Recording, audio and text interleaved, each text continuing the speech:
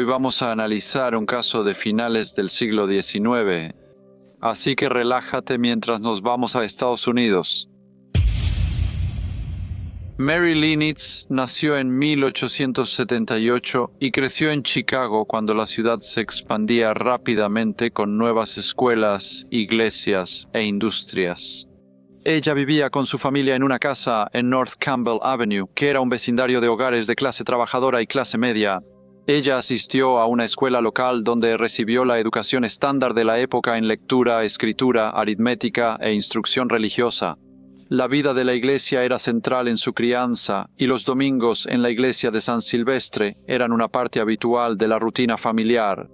La vida para las niñas en Chicago a finales del siglo XIX equilibraba las expectativas tradicionales de modestia y responsabilidad doméstica con las influencias de una ciudad en modernización, donde los tranvías, las fábricas ocupadas y las comunidades unidas formaban el trasfondo de la juventud de María. El domingo 23 de junio de 1895, María, de 17 años, asistió al servicio matutino en la iglesia de San Silvestre en Humboldt Boulevard, en Chicago. Asistir a la iglesia era fundamental para la familia y la comunidad, y el servicio matutino era habitual en el vecindario. María volvió a casa antes de las 8 y su padre y hermano notaron algo distinto en su actitud. Antes callada, obediente y respetuosa, ahora lucía inquieta y alterada. Se movía nerviosa, hablaba poco y no ofrecía ninguna explicación por su comportamiento. Después de poco tiempo en la casa, salió por la puerta trasera sin decir a dónde iba ni por qué. Su destino era la casa de al lado, 45 North Campbell Avenue, donde vivía la señorita Frances E. Sherman, una mujer de unos 30 y tantos años por quien Mary había desarrollado un marcado afecto.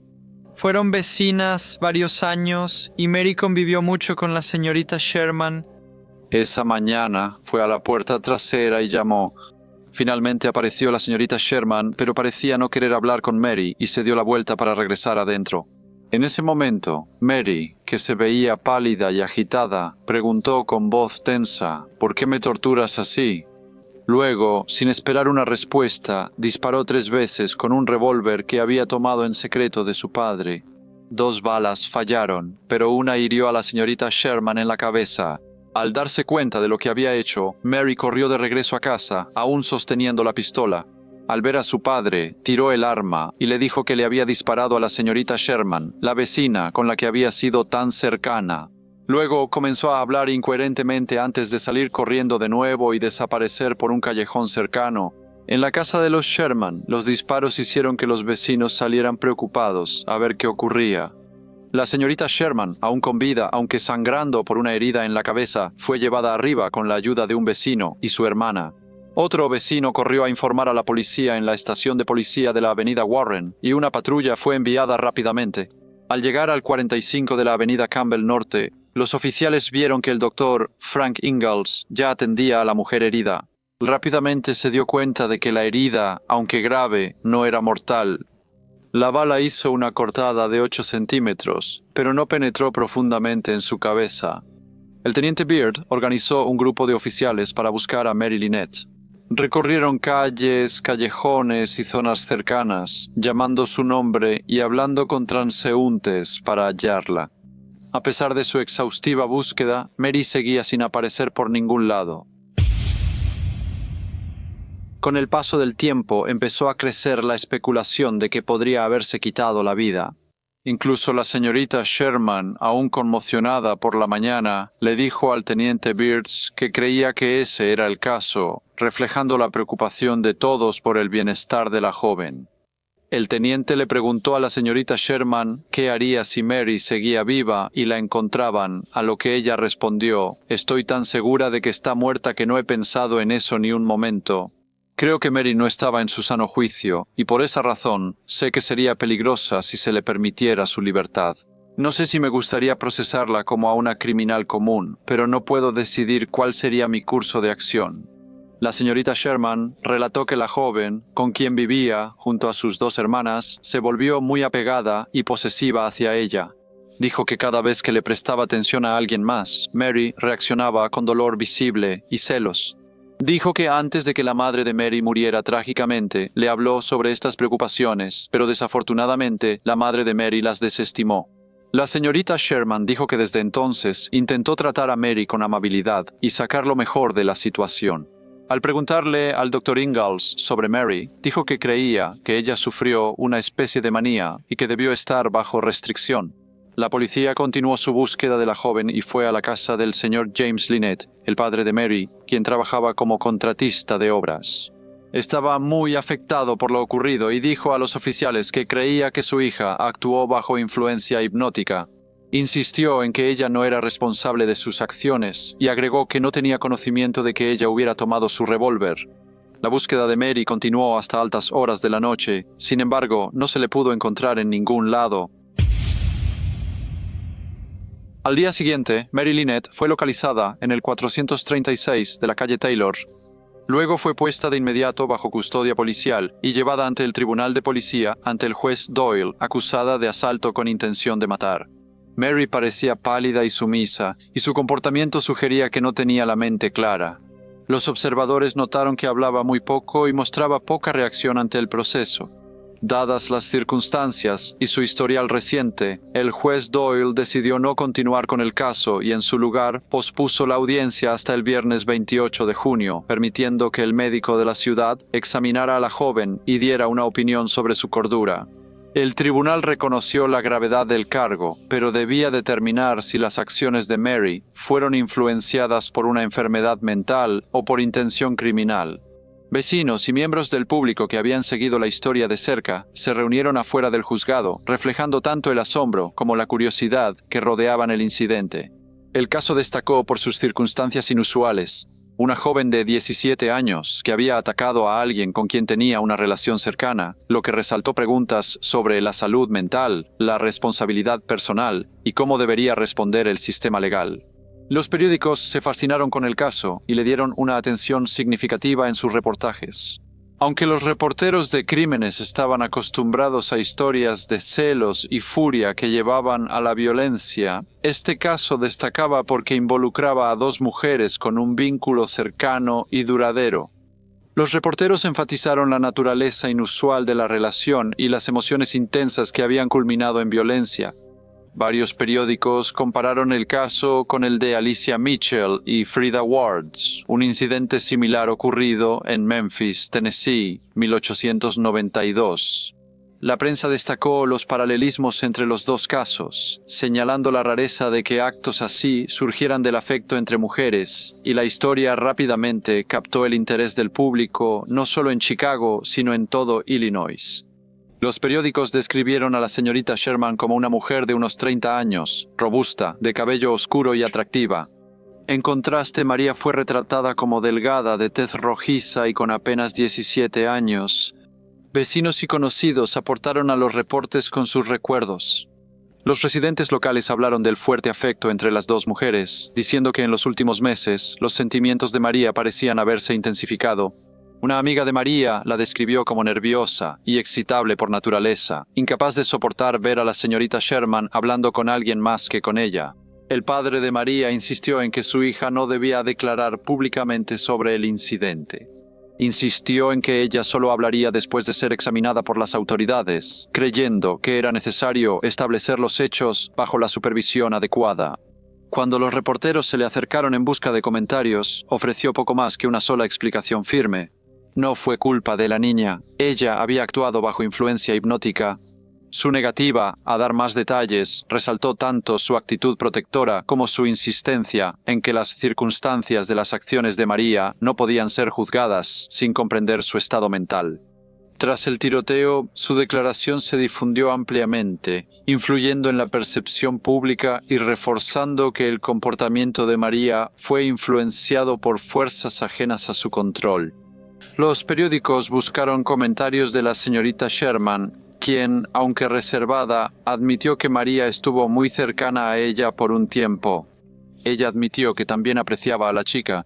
Sin embargo, insistió en que últimamente María se había vuelto más temperamental e impredecible, lo que llevó a la señorita Sherman a pensar que podría tomar una acción drástica o peligrosa. Aunque la señorita Sherman reconocía la inestabilidad emocional de María, especialmente después de la muerte de su madre, dejó en claro que no creía que su comportamiento estuviera influenciado por ninguna fuerza externa o influencia hipnótica, enfatizando que las acciones de la joven eran resultado de su propio estado mental perturbado.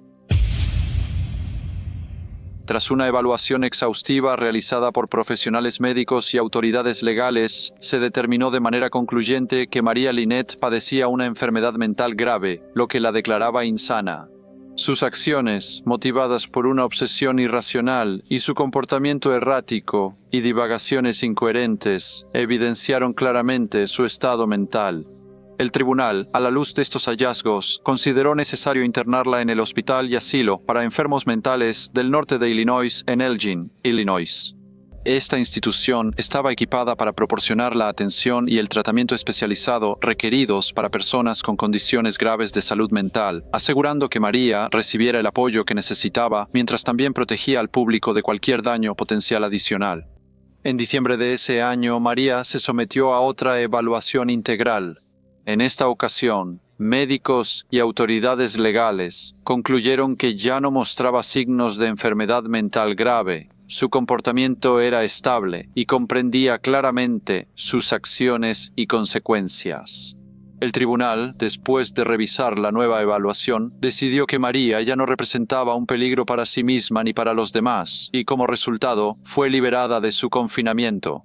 Durante su estancia en el Hospital y Asilo del norte de Illinois, María estuvo bajo el cuidado de una enfermera llamada Elizabeth Trowbridge, una mujer de 25 años que era prima del juez David B. Sherwood. Después de que María fue liberada del asilo, regresó a la casa de su padre, pero durante su tiempo bajo cuidado, había desarrollado una fuerte obsesión por la señorita Trowbridge, un apego notablemente similar al que anteriormente había formado con la señorita Frances Sherman.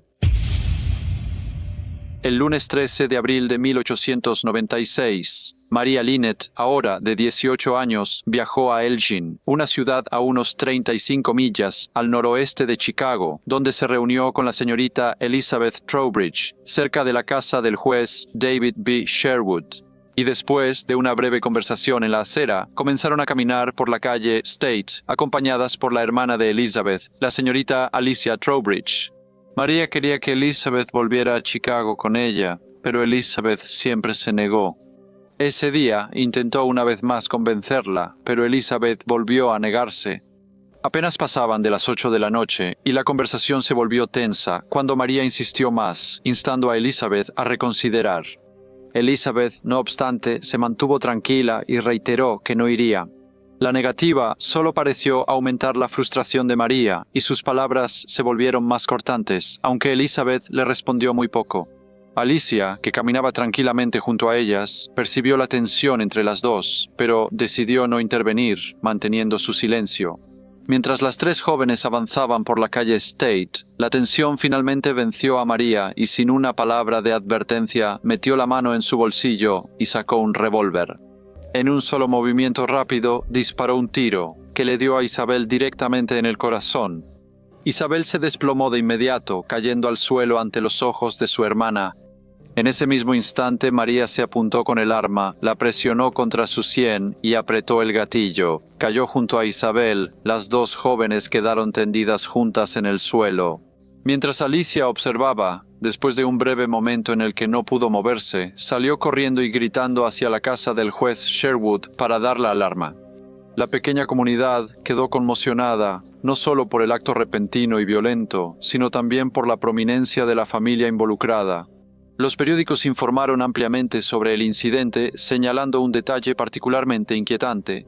Mary Lynette había sido liberada de un manicomio apenas 4 meses antes, después de recibir tratamiento por un delito similar. Los médicos la habían considerado curada, pero aún así cometió el mismo acto, esta vez con consecuencias fatales. Mary había asesinado a Elizabeth Trowbridge, pero nunca podría ser juzgada por su crimen. Los médicos que la evaluaron dijeron que su estado mental debía estar gravemente alterado y que sus acciones fueron resultado de una enfermedad y no de una intención criminal deliberada. Su regreso a Elgin después de ser dada de alta demostró cuán equivocado había sido ese juicio anterior. La repetición del acto peligroso, por el cual inicialmente había sido internada, dejó a muchos cuestionando por qué la habían liberado en primer lugar y si se pudo haber hecho más para prevenir una tragedia así. La rapidez y la violencia de lo que ocurrió dejaron a todos profundamente perturbados. Lo que comenzó como 3 jóvenes caminando juntas por una calle familiar terminó en muerte en cuestión de segundos. Un recordatorio de lo rápido que la vida cotidiana puede cambiar. Para la comunidad no solo fue una historia de desgracia personal, sino también una que expuso incómodas preguntas sobre el estado de la atención de salud mental, las responsabilidades de quienes tienen autoridad y las trágicas consecuencias de una decisión que permitió a Mary Lynette su libertad. Hola a todos y muchas gracias por vernos. En este video mencioné el caso de 1892 de Alicia Mitchell y Frida Ward. Hablé de ese caso en diciembre de 2020, así que si alguno de ustedes quiere verlo, les dejé un enlace abajo. Como siempre, por favor dejen cualquier comentario u opinión que tengan y espero verlos de nuevo en el próximo Briefcase.